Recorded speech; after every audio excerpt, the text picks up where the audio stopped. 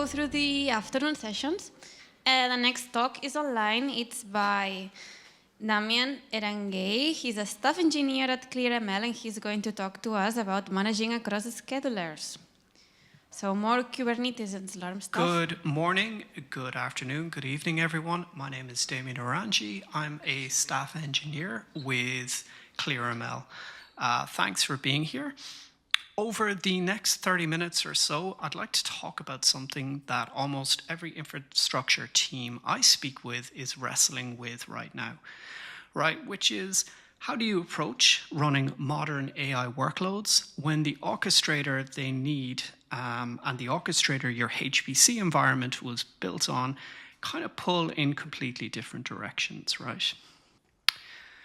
Before we talk about the actual bridging, let's look at what each orchestrator was actually designed to do, because obviously it wasn't the same job. On the left-hand side, we have our HPC schedulers, our Slurm, our PBS Pro, our LSF, right? They're built to squeeze maximum throughput out of an expensive shared cluster running tightly coupled, scientific code or something like that. Fair share queues, which are tuned for decades, gang scheduling. For example, a 100-node MPI job gets all nodes at once or kind of waits, right? We have topology awareness. The scheduler knows which nodes share an InfiniBand switch and places and processes your code accordingly, right? And it runs on bare metal with very low overhead. Your climate simulations, molecular dynamics, distributed training over InfiniBand, this is what you want, right? This is what you're looking for. On the right-hand side, we've got Kubernetes, which is, of course, a completely different design center. It's built for long-running containerized services that self-heal, they scale out, survive node failures, and it's declarative, right? You describe the desired state, and then Kubernetes goes and kind of makes that true for you, or goes and makes that happen for you, right? It's elastic by default, so it plays really well with cloud and spot capacity. And it carries the kind of whole cloud native ecosystem with it, right? Our operators, our service mesh, we've got our GitOps, and we have our monitoring, right? For inference servicing, for inference serving CI/CD and everything stateful around your AI workflow, this is definitely what you want. Neither is wrong. The mistake is forcing one to do the other's job, right? Slurm is bad at long-running services. Kubernetes, up until recently, was bad at kind of gang-scheduled, tightly coupled kind of batch operations. The right answer is to use both, of course, and how do we kind of do that deliberately? Okay, so the next question is, which workloads naturally belong on which side? And I'm calling this workload gravity, which is the idea that every workload has some sort of a center of mass. And kind of if you fight against that gravity, you're kind of, potentially going to pay for that in operational pain, ongoing operational pain or kind of down the road, right? So let's kind of walk through this, this table here. Firstly, we have the tightly coupled distributed training, right? So think multi-node, NCCL over InfiniBand, 256 GPUs talking to, each other, along every step, right? This has very strong HPC gravity, obviously. It wants gang scheduling, it wants topology-aware placement, it wants bare metal latency. You kind of force that onto a vanilla Kubernetes, and you're going to spend weeks or months on kind of networking and pool affinity rules and kind of, actually kind of testing everything out. Not ideal. Now, flip to the other side, we have inference serving. And that's squarely kind of in Kubernetes territory now. Auto-scaling, it's traffic-driven, sometimes actually scaling all the way back down to zero, right? Trying to do kind of production inference in Slurm is, frankly, it's miserable, right? And then we have the CI/CD pipelines around model training, again, kind of belonging to Kubernetes too as well these days. Hyperparameter sweeps, they're a softer case when each kind of trial is a single GPU and you're running kind of hundreds of them. They'll typically kind of go either way, but Kubernetes with a batch operator on top is usually a simpler choice here. And then there's the middle band, right, which is single node training jobs, data pre-processing, fine-tuning runs that take a few hours on one or two GPUs. These workloads, I think, genuinely kind of don't care. They land wherever capacity is typically available. And that's actually the most interesting category because that's where a smart control plane can start to kind of earn its keep, right? By routing those flexible workloads to whichever backend has the kind of free GPU capacity right now. The pattern here is kind of simple. HPC keeps the tightly coupled jobs, and then Kubernetes absorbs the containerized AI workflows and the serving kind of layer. And the smart kind of middle layer routes everything else, right? So the hard part isn't the technology, it's getting the two systems to work together.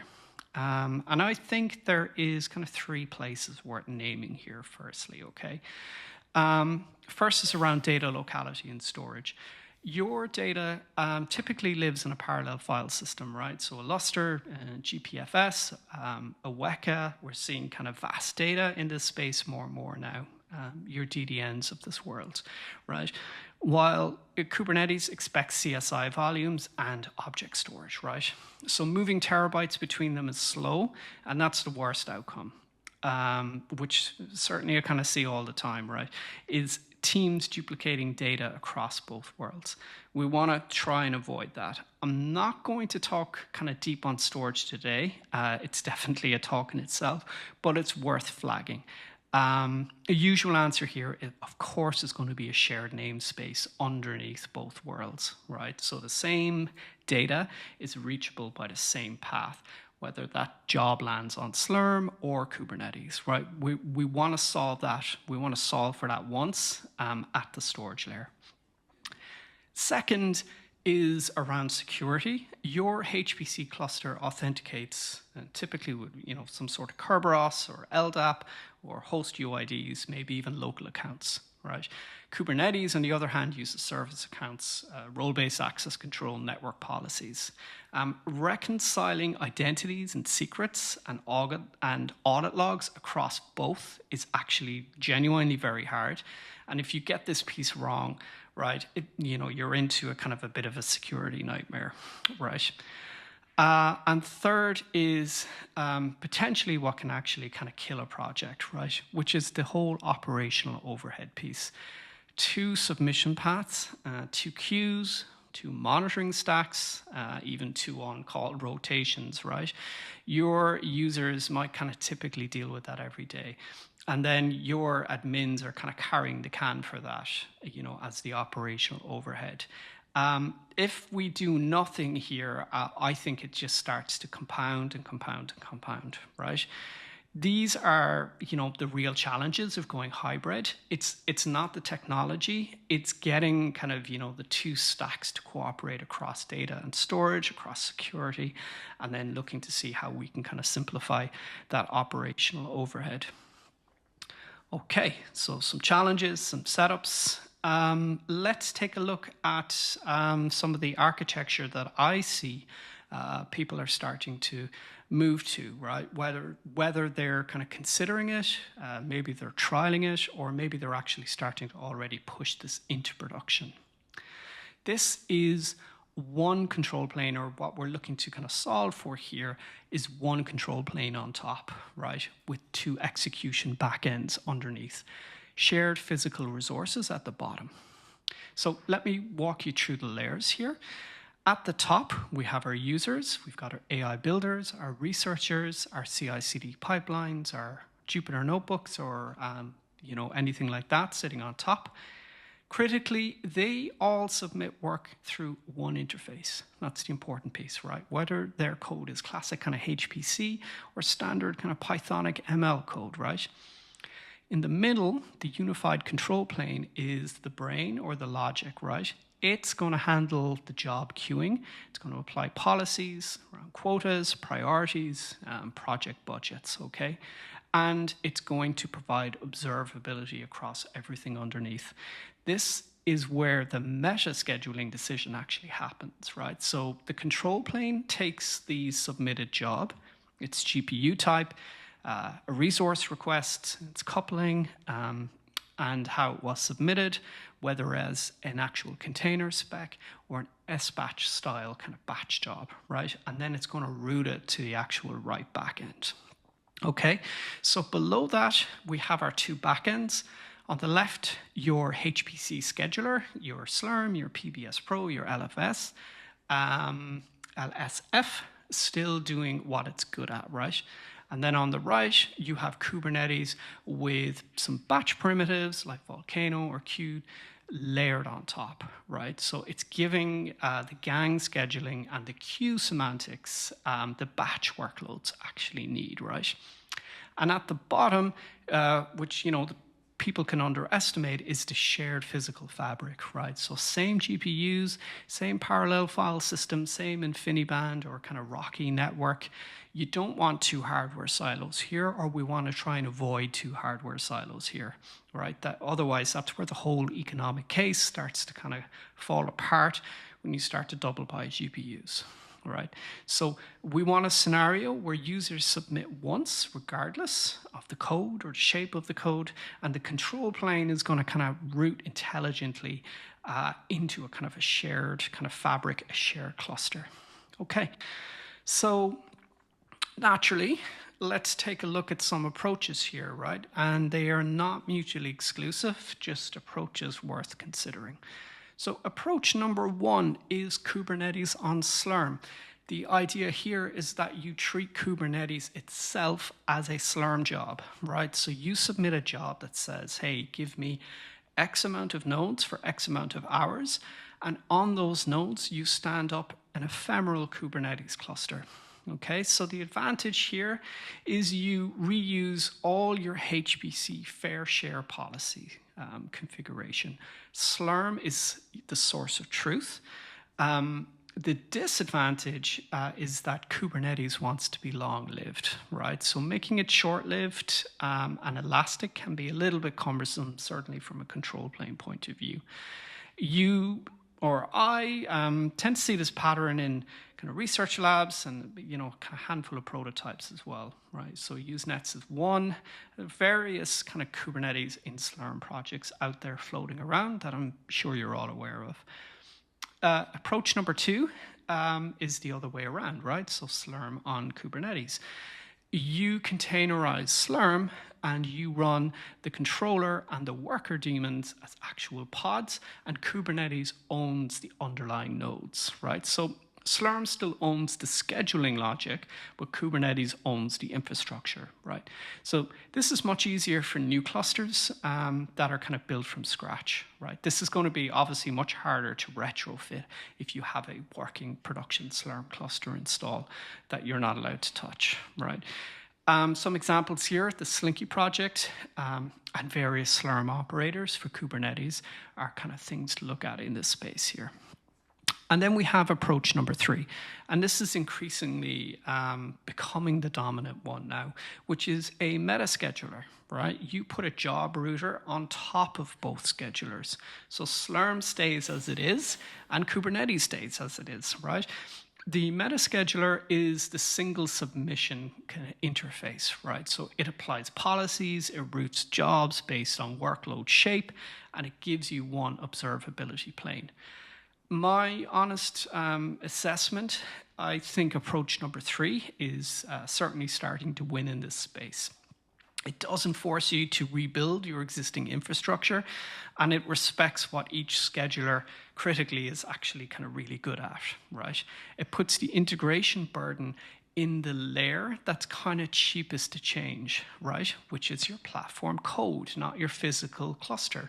So we just change the shape of our code. We submit to the kind of prerequisite queue if it's HPC shaped, or if maybe it's just more kind of standard container shaped. And then the meta scheduler actually takes care of the kind of translation and the scheduling underneath. Okay. So we'll just take a sidebar for a few minutes and actually kind of take or kind of reinforce that with some kind of industry outlook, kind of observations, right? So point number one is kind of Kubernetes is using workflow orchestration. Surprise, surprise, right? 5 years ago, we had kind of, we still do have our batch primitives, we have our gang scheduling and our queue semantics. On Kubernetes. Doing all that on Kubernetes meant building it yourself, right? Today, multiple vendors can give Kubernetes the batch features HPC has had for 30 years or so, right? That gap now is starting to kind of close. And more workloads that used to require Slurm now, frankly, run perfectly well on Kubernetes, right? Number two is kind of cutting the other way. HPC sites are adopting containers, right? So Pixis and enroute on the Slurm side, Aptainer and Singularity kind of more broadly, right? Your training images, your training image kind of critically is now a portable artifact, right? So the same container runs under Slurm on a Monday, and then kind of Kubernetes on a Tuesday, right? The artifact is actually kind of unified even when the schedulers aren't. And I think that is super interesting, right? We're making everything portable, right? Point number three, again, it comes as no surprise to anyone here, fractional and elastic GPUs are going mainstream, right? NVIDIA make AMD partitioning, software level fractioning GPUs. Right, a H100, a H200, and all next generation GPUs can now host up to 8 isolated workloads, which changes capacity planning entirely and makes a kind of a smart meta scheduler far more valuable now in this world because you're routing on a finer grain resource other than a kind of a whole GPU. We're now routing on, fractions of GPUs, which is super, super important. So our recent survey here at ClearML, which is 25-26, which is the State of AI Infrastructure report, which surveyed the top kind of F1000 IT leaders, 49% of them named maximizing GPU efficiency, fractional and shared compute as their number one infrastructure priority for the next 12 to 18 months, right? So nearly half. And again, this comes as no surprise, right? Number four is around kind of meta scheduling, starting to become the norm or be really pushing into mainstream, right? Platform teams kind of are no longer accepting, Slurm on Kubernetes is the right option or Kubernetes on Slurm as the right option. They're looking for meta schedulers. They're looking to have a single submission surface above kind of, their GPU pools, right? That's where the market is going. And if you're planning AI infrastructure for the next 2 to 3, up to 5 years, I think you plan for that world, certainly kind of don't plan against it, okay? So on that planning piece, and this is kind of what I alluded to on the start of the call, if we're going to seriously consider meta schedulers here and a kind of a unified pool underneath, but what do you actually do about this on Monday morning, right? So here's some kind of 5 kind of takeaways or things to start considering, right? Number one is inventory your workloads genuinely, right? So classify each by kind of as many dimensions as you can, but kind of here's 3 of them. How tightly coupled is it? How long it runs? And what does your data path look like, right? You'll typically find about 20% truly need HPC primitives. 30% are kind of unambiguously Kubernetes, and the rest can kind of live wherever you have capacity, right? This varies, of course, from team to team, but it's a conversation, again, worth kind of exploring. most teams kind of skip this conversation, right? And then immediately you're starting to architect in the dark. Okay, so classification around, how much of each world do you actually live in, I think is a super useful data point. Number two, pick one primary scheduler per cluster, right? So per cluster, not per actual deck, right? So if it's HPC first, Slurm wins, right? I think that's simple. Kubernetes is the bridge target, okay? If it's really a Kubernetes first workload, then the reverse is true. Kubernetes wins, right? Try to avoid a 50-50 split on kind of one cluster. It's going to potentially double your operational overhead, and it's never going to get cheaper. Point number three, I think, is super kind of important and relevant, which is look to standardize the artifact, right? And there's lots of platforms out there that will help you standardize that, and I'm sure you're using many of them already, right? Containers as the unit of work, okay? Every job runnable under Slurm with Pixis or Aptainer and under Kubernetes natively, right? So we want to kind of standardize on that artifact. The same image, but executable on two different backends, right?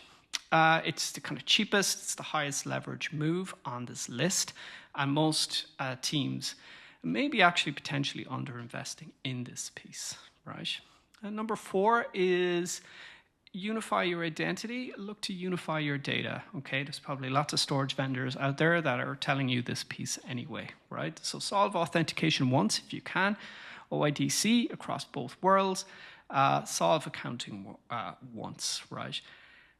If you can, solve storage paths once.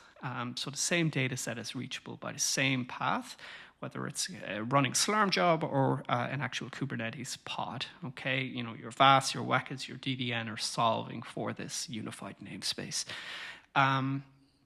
This is where I think most of that kind of cost can actually be kind of hidden, right? Because, we start to hammer the network if we're copying huge amounts of data over and back constantly.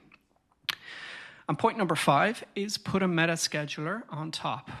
One queue, one CLI, one observability pane. Let the policy, the quota, the project, the priority decide where a job actually lands, right? So infrastructure teams decide on the routing policy, and then users simply submit their artifact, depending on the shape of that artifact, if it's HPC shaped or if it's kind of just standard ML shaped, and they submit to the kind of prerequisite queue, right?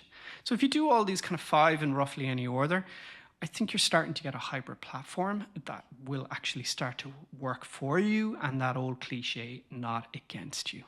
Okay. So this is our last slide. We're coming in, so we'll try and keep this talk to 30 minutes. I just wanted to spend 1 or 2 minutes on how ClearML is fitting into this picture I just kind of described. Because we're a fundamentally concrete example of the meta scheduler approach. And we offer two specific patterns for the HPC Kubernetes question, okay? A little bit of context here. ClearML roots are actually in HPC. Our core primitives around schedulers, around queues, around jobs are actually applied uniformly across bare metal, Slurm, and Kubernetes, okay? We meta schedule way above that, okay? So from a user's perspective, it doesn't matter which backend their job actually lands on. They have their code, they submit to the correct queue that the IT teams have created, and then ClearML actually handles the rest, okay? So now the bridge itself, two options. We have option A, which is the Slurm glue agent. So this is for sites with a healthy Slurm cluster. They're not going to rebuild it. You can install our agent on a node that can run SBatch and map each ClearML queue into an SBatch kind of template. So when a user pushes a job to that queue, the ClearML agent converts it transparently to an SBatch submission automatically, okay? So your environments, your packages, your data set, that's all submitted into your existing cluster. Containers under Slurm, like your singularities, your en routes, as we discussed, they work transparently. Okay, so ClearML kind of manages the ML side, and then Slurm keeps managing the HPC infrastructure. So nothing changes at all for your existing users. We're just pushing them now onto a meta scheduler. Then because we've pushed them onto a meta scheduler, it means now we can kind of move them into the Kubernetes world if we so wish as well. The other option is Slurm inside Kubernetes, which is obviously the other direction, right? So you've got no dedicated Slurm cluster, and maybe that's how you're starting to walk end users away from a dedicated Slurm cluster, and you want to walk them to the kind of Kubernetes way of doing things, and you don't want to actually kind of have them to re-architect anything, okay? Which is Slurm inside Kubernetes. ClearML basically spins up one on-demand inside Kubernetes. So a login pod, the end worker nodes, MPI networking, it's all kind of wired automatically for you. And the user submits SBatch as if it was just a normal cluster. When the queue actually empties, then it all actually kind of tears down afterwards, okay? So Slurm becomes an elastic service on Kubernetes capacity that we kind of talked about at the start of the actual slide deck. Which one fits depends on where your workload gravity lives today. No surprises there.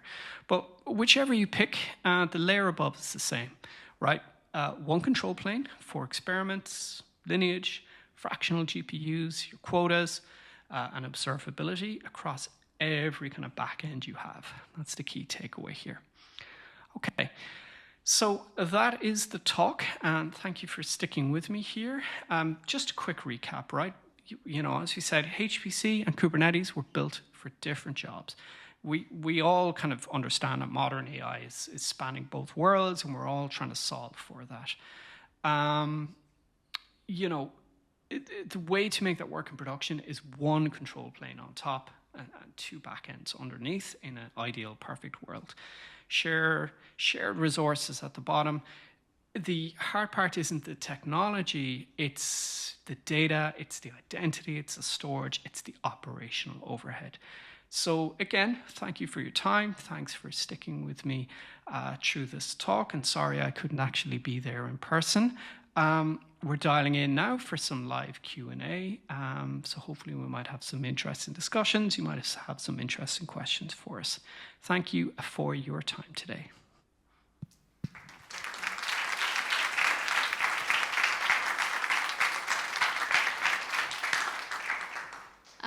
Hello, Damian. Thank you for your talk. It's time for questions. If anybody has a question, just raise your hand. No? Then go. Hi. Thank you very much for your talk and for participating, even though last minute it has to be remotely. I was wondering the overhead to the users. How much is it? Because as you said perfectly, there is... me as a user, I don't care if this runs on cloud, cluster, with Kubernetes, with Slurm. I don't care. I just want my results done. How much longer I have to wait? Because we have users that complain that 8 minutes waiting, it's a long waiting time. So how much longer it is, which is the footprint that or this slowness that we need to take care if you want to use your hybrid approach?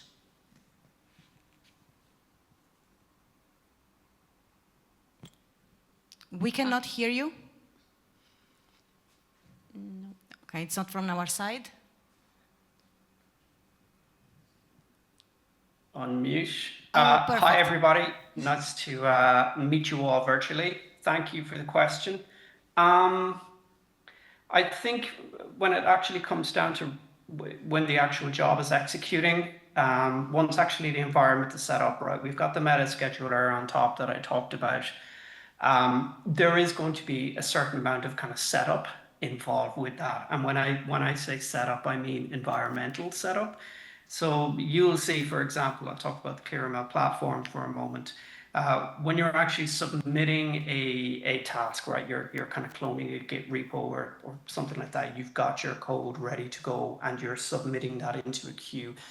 yes, that's where the meta scheduler then actually takes over, and it's going to have to build that environment for you, right? The environment building phase is relatively short. You're talking minutes to actually, okay, so it's getting scheduled on Slurm, or I'm having to spin up some Kubernetes pods. That's, we kind of have, there's a couple of kind of worker nodes in the background, and then there's kind of some CPU only pods that are kind of like helper pods that get spun up and actually kind of take care of the plumbing underneath the hood.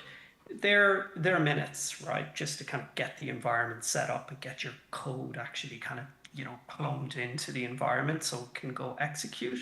But after that, the actual kind of execution, there is no overhead because then it is just simply a workload. It has a GPU mapped in, or a fraction of a GPU, or multiple GPUs actually marked in, and it's executing like it would typically execute in any environment then, right? So then it's down to the kind of raw horsepower of the system that you have available to you. So to answer your question, a couple of minutes to actually kind of set it up. But Erez, I don't know if you've kind of any other kind of thoughts or comments around that piece as well. Yeah, I just maybe want to add that there's caching in place. So usually what happens is that on the first or second setups, it takes these minutes, and then you can cache it to speed up. But as Damian said, the expectation is there's no compute overhead, so your workload takes as much as your workload takes to run. Thank you very much.